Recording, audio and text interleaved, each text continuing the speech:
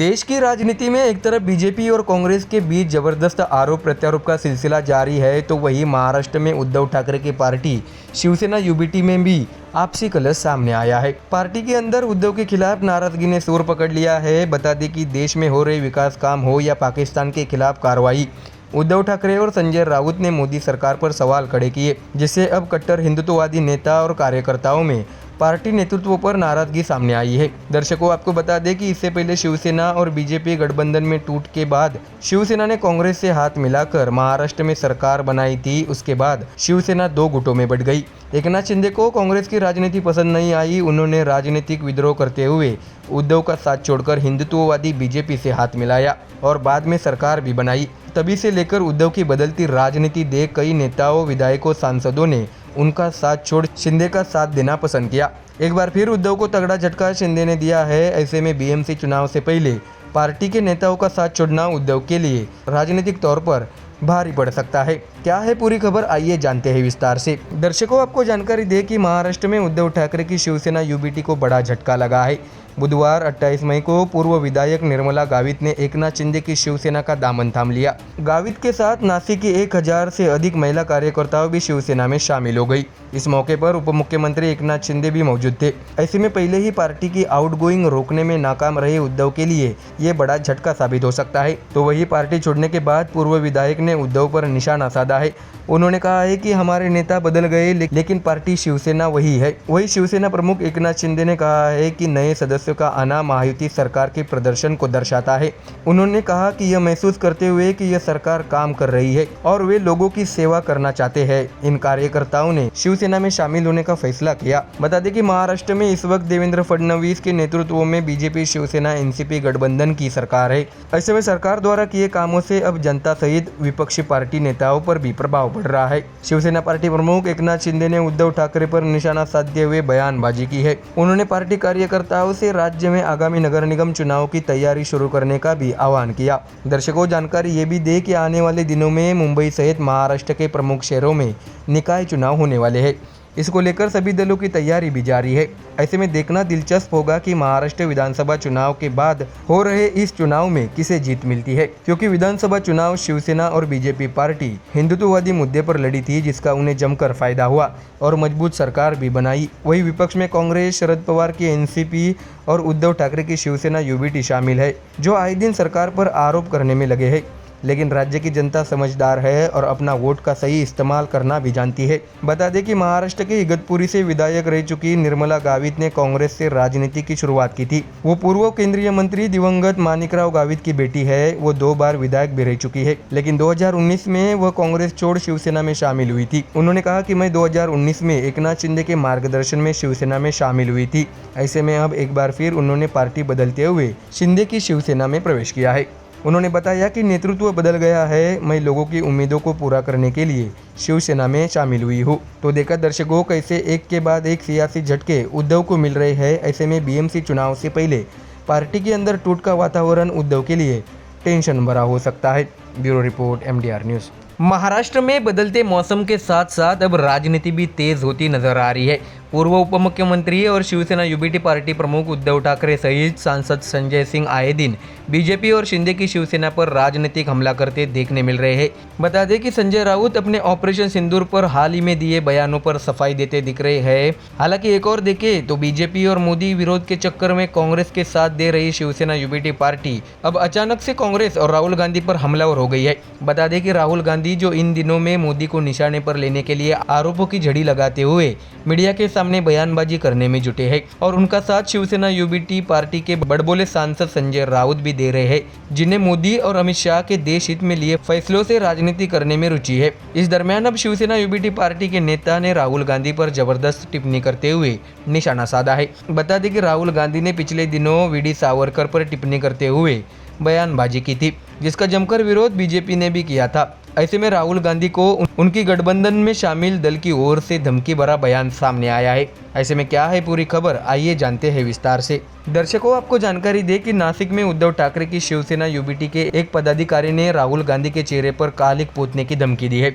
ऐसे में राजनीतिक हलकों में चर्चा का माहौल गर्म है। बता दें कि नासिक में पार्टी के शहरी इकाई के उपाध्यक्ष बाला दराड़े ने कहा है कि वो स्वतंत्र सेनानी वीर सावरकर पर राहुल गांधी की अपमानजनक टिप्पणी को लेकर उनके चेहरे पर कालिक पोत देंगे, ऐसी न्यूज़ एजेंसी पीटीआई ने जानकारी दी है। ऐसे में बीएमसी चुनाव से पहले महाविकास आघाड़ी गठबंधन में आपसी टकराव सामने आए हैं। इस बयान के बाद आग बबूला हुए कांग्रेस नेताओं ने इस पर कड़ी प्रतिक्रिया दी है। चर्चा ये भी होने लगी है कि दराड़े का ये बयान महाविकास आघाड़ी के सहयोगी कांग्रेस और शिवसेना यूबीटी में तनाव पैदा कर सकता है।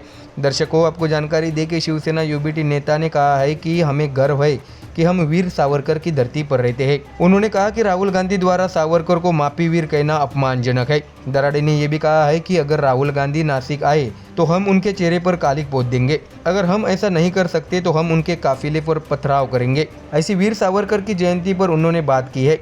ऐसे में नासिक के रहने वाले देवेंद्र बुतड़ा ने राहुल गांधी के खिलाफ मानहानि का केस किया है। दर्शकों, बता दें कि उद्धव ठाकरे ने जब से बीजेपी के साथ युति तोड़ते हुए कांग्रेस से हाथ मिलाया और अपने हिंदुत्ववादी बयानों पर मुकर गए, तभी से बीजेपी और शिंदे की शिवसेना के नेता उद्धव पर हिंदुत्व को छोड़ने का आरोप लगाकर उन पर निशाना साध रहे हैं। ऐसे में शिवसेना यूबीटी नेता द्वारा राहुल गांधी को धमकी देना अब दोनों पार्टियों के बीच तनाव निर्माण कर सकता है।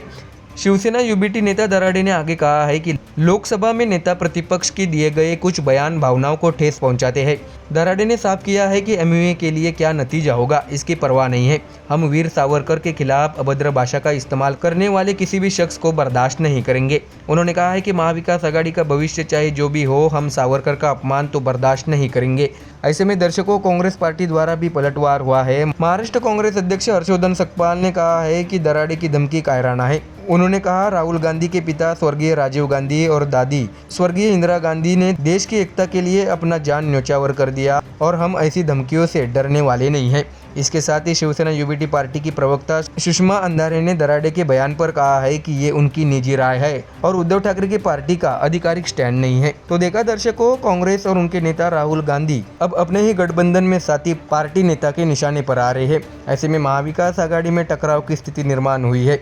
जो उद्धव ठाकरे हमेशा वीडी सावरकर पर हिंदुत्व की राजनीति करते आए, ऐसे में राहुल गांधी के दिए बयानों का विरोध जब उन्हीं के पार्टी के नेता कर रहे हैं, ऐसे में अब उद्धव ठाकरे क्या कहते हैं इस पर पूरे राजनीतिक दलों की नज़र बनी हुई है।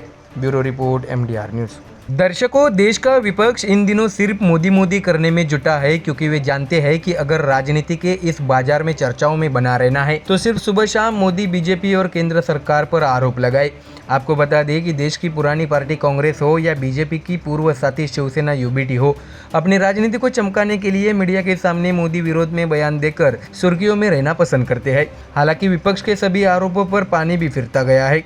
राहुल गांधी आए दिनों केंद्र सरकार को घेरने का प्रयास करते हुए नए नए दावे प्रतिदावे करते देखे जा रहे हैं, लेकिन देश की जनता पीएम मोदी के साथ खड़ी है।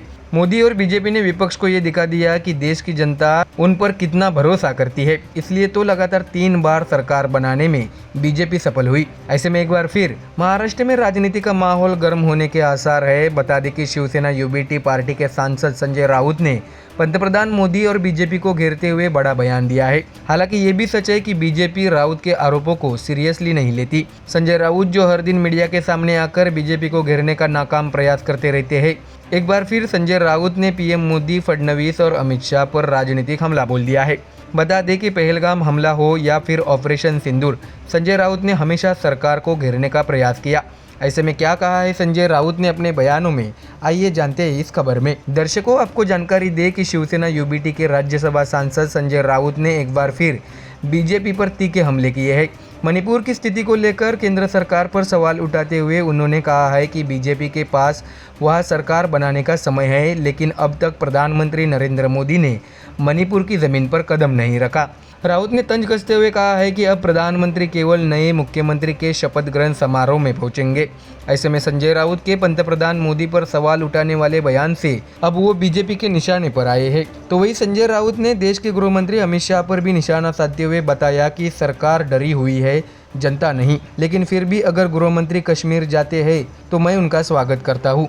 अमित शाह को पहले टेररिज्म खत्म करना चाहिए। दर्शकों, समझने वाली बात यह है कि महाराष्ट्र में बीएमसी चुनाव शिवसेना यूबीटी के लिए एक महत्वपूर्ण चुनाव होने जा रहा है, क्योंकि शिवसेना पार्टी के दो गुटों में बंटने से ठाकरे की पार्टी कमजोर नजर आ रही है। ऐसे में संजय राउत मोदी शाह पर निशाना साधकर लोगों में उनके प्रति भ्रम पैदा करने का प्रयास कर रहे हैं। तो वही संजय राउत ने शरद पवार के बहाने महाराष्ट्र के सीएम फडणवीस को भी अपने बयानों से घेरने का प्रयास किया। महाराष्ट्र के मुख्यमंत्री देवेंद्र फडणवीस की ओर से राष्ट्रवादी कांग्रेस पार्टी शरद पवार गुट के प्रमुख शरद पवार की तारीफ पर राउत ने कहा कि यह प्रशंसा अच्छे मन से नहीं की गई है। हालांकि उन्होंने कहा है कि अगर उन्होंने यानी फडणवीस ने उनकी तारीफ की है तो यह अच्छी बात है। शरद पवार इतने बड़े नेता हैं जो हमेशा देश के हित में सोचते हैं, ऐसा कहते हुए संजय राउत ने फडणवीस के बयान पर तंज कसा है। दर्शकों, संजय राउत द्वारा इस तरह के बेबुनियाद बयान देने से उद्धव ठाकरे को मुसीबत झेलनी पड़ती है, क्योंकि राउत मीडिया के सामने बयान तो देते हैं परंतु उसके राजनीतिक परिणाम पार्टी पर पड़ते कई बार देखा गया है। तो वही सुप्रीम कोर्ट द्वारा बीजेपी पर की गई टिप्पणी पर बोलते हुए संजय राउत ने एक बड़ा आरोप लगाया है। उन्होंने कहा है कि 3000 करोड़ का घोटाला किसने किया? यह भारतीय जनता पार्टी ने किया। यह कॉन्ट्रैक्ट एक मेगा इंजीनियर कंपनी को देने की तैयारी थी। राउत ने कहा है कि सुप्रीम कोर्ट ने एक बार फिर बीजेपी को उसकी औकात दिखा दी है। उन्होंने अदालत का आभार व्यक्त करते हुए कहा है कि न्यायपालिका लोकतंत्र की रक्षा में आज भी मजबूत स्तंभ बनी हुई है। तो देखा दर्शकों, कैसे संजय राउत अपनी राजनीति चमकाने और उद्धव का भरोसा जीतने के लिए बीजेपी पर आए दिन आरोप लगाने में बने रहते हैं। ऐसे में क्या संजय राउत द्वारा मोदी और अमित शाह पर बयानबाजी करने से बीजेपी उन पर पलटवार करती है? ये देखने वाली बात होगी। Bureau report MDR news.